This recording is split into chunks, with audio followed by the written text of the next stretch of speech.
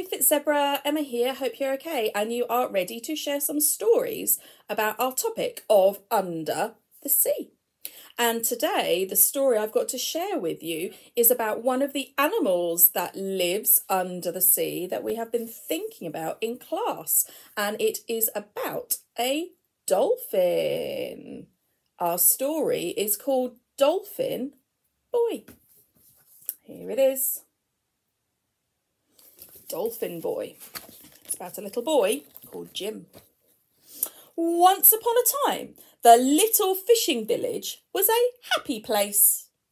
Not anymore. Once upon a time, the fishermen of the village used to go out fishing every day. Not anymore. Once upon a time, there were lots of fish to catch. Not anymore. Now the boats lay high and dry on the beach, their paint peeling in the sun, their sails rotting in the rain. Jim's father was the only fisherman who still took his boat out. That was because he loved the Sally May like an old friend and just couldn't bear to be parted from her.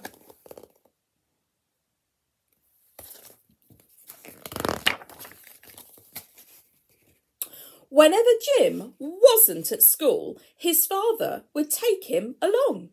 Jim loved the Sally May just as much as his father did, in spite of her old raggedy sails. There was nothing he liked better than taking the helm or hauling in the nets with his father. One day, on his way home from school, Jim saw his father sitting alone on the quay, staring at an empty bay. Jim couldn't see the Sally May anywhere. "Where's the boat?" he asked. "She's up on the beach," said his father, "with all the other boats. I've caught no fish at all for 1 week. She needs new sails and I haven't got the money to pay for them. No fish, no money. We can't live without money. I'm sorry, Jim." That night, Jim cried himself to sleep. There's Jim in the Sally May, feeling very sad that his father can't go out fishing anymore because he's not catching any fish. After that, Jim always took the beach road to school because he liked to have a look at the Sally May before school began. He was walking along the beach one morning when he saw something lying in the sand amongst the seaweed. It looked like a big log at first, but it wasn't. It was moving. It had a tail and a head. It was a dolphin. Jim knelt in the sand beside him. The boy and the dolphin looked into each other's eyes. Jim knew then exactly what he had to do. "Don't worry," he said. "I'll fetch help. I'll be back soon, I promise." And there's the dolphin, stuck on the beach. No, Jim going to be able to help. He ran all the way up the hill to school as fast as he could go. Everyone was in the playground. "You've got to come," he cried. "There's a dolphin on the beach. We've got to get him back in the water or he'll die." Down the hill to the beach, the children ran, the teachers as well. Soon everyone in the village was there, Jim's father and his mother too. "Fetch the Sally May sail," cried Jim's mother. "We'll roll him onto it." When they had fetched the sail, Jim crouched down beside the dolphin's head, stroking him and comforting him. "Don't worry," he whispered. "We'll soon have you back in the sea." It's all the people running to help the dolphin.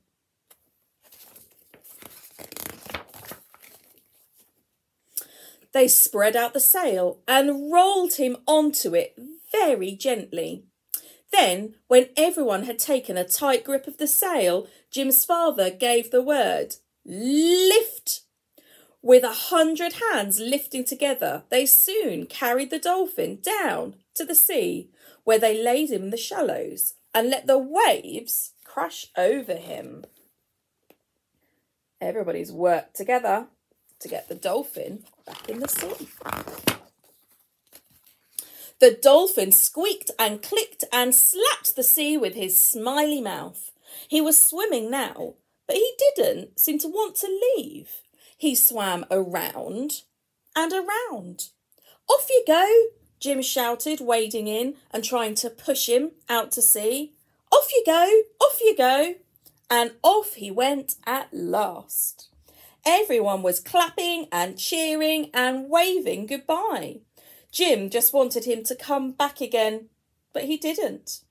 Along with everyone else, Jim stayed and watched until he could not see him anymore.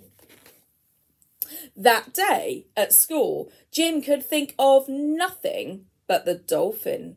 He even thought up a name for him. Smiler seemed to suit him perfectly. The moment school was over, Jim ran back to the beach, hoping and praying Smiler might have come back. But Smiler wasn't there. He was nowhere to be seen. Filled with a sudden sadness, he rushed down to the pier. "Come back, Smiler," he cried. "Please come back, please." And there's Jim helping Smiler back out to sea. What do you think? Is Smiler going to come back? At that very moment, Smiler rose up out of the sea right in front of him. He turned over and over in the air before he crashed down into the water, splashing Jim from head to toe. Jim didn't think twice. He dropped his bag, pulled off his shoes and dived into the pier. There he is. Smiler's come back. That will make Jim happy. At once, Smiler was there beside him, swimming all around him, leaping over him, diving under him. Suddenly, Jim found himself being lifted up from below. He was sitting on Smiler. He was riding him. Off they sped out to sea, Jim clinging on as best he could. Whenever he fell off, and he often did fall off, Smiler was always there so that Jim could always get back on again. The further they went, the faster they went, and the faster they went, the more Jim loved it. So they are having fun together in the sea. Around and around the bay Smiler took him, and then back at last to the quay. By this time, everyone in the village had seen them, and the children were diving off the quay and swimming out to meet them. All of them wanted to swim with Smiler, to touch him, to stroke him, and to play with him. And Smiler was happy to let them. They were having the best time of their lives. Every day after that, Smiler would be swimming near the quay waiting for Jim, waiting to give him his ride. And every day the children swam with him and played with him too. They loved his kind eyes and his smiling face. Smiler was everyone's best friend. Everyone loves playing with Smiler. Then one day, Smiler wasn't there. They waited for him, they looked for him, but he never came. The next day, he wasn't there either, nor the next, nor the next. Jim was broken-hearted, and so were all the children. Everyone in the village missed Smiler, young and old alike, and longed for him to come back. Each day they looked, and each day he wasn't there.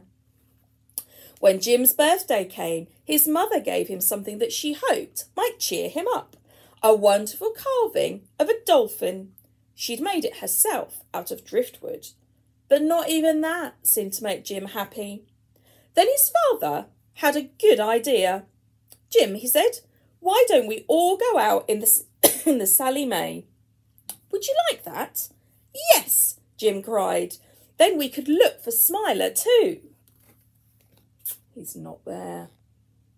Everybody's looking, but he's not there. See if they're going to find him. So they hauled the Sally May down to the water and set out the sails. Out of the bay they went, out into the open sea, where despite her raggedy old sails, the Sally May flew along the waves. Jim loved the wind in his face and the salt spray on his lips. There were lots of gulls and gannets, but no sight of Smiler anywhere. He called for him again and again and again, but he didn't come. The sun was going down by now, the sea glowing gold around them. I think we'd better be going back, Jim's father told him. Not yet, Jim cried. He's out here somewhere, I know he is. As the Sally May turned for home, Jim called out one last time, Come back, Smiler. Please, please come back. There's Jim on the Sally May boat, looking for Smiler. I think Smiler's heard him. Suddenly, the sea began to boil and bubble around the boat, almost as if it was coming alive. And it was alive too, alive with dolphins. There seemed to be hundreds of them leaping out of the sea alongside them, behind them and in front of them. Then one of them leapt clear over the Sally May, right above Jim's head. It was Smiler.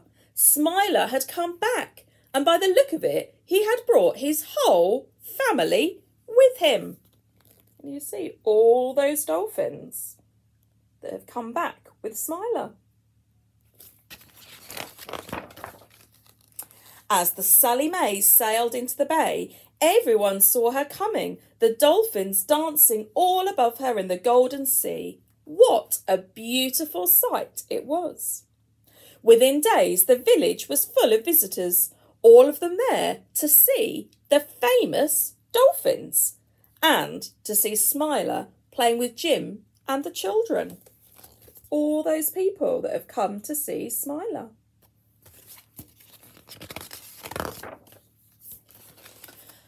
And every morning the Sally May and all the little fishing boats put to sea crammed with visitors, all of them only too happy to pay for their trip of a lifetime.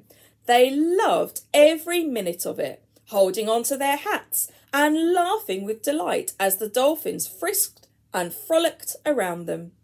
Jim had never been so happy in all his life. He had Smiler back, and now his father had all the money he needed to buy new sails for the Sally May. And all the other fishermen too could mend their sails and paint their boats. Once again, the village was a happy place. And as for the children,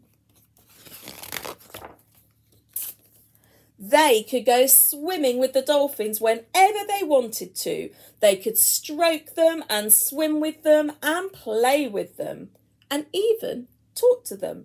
But they all knew that only one dolphin would ever let anyone sit on him, and that was Smiler.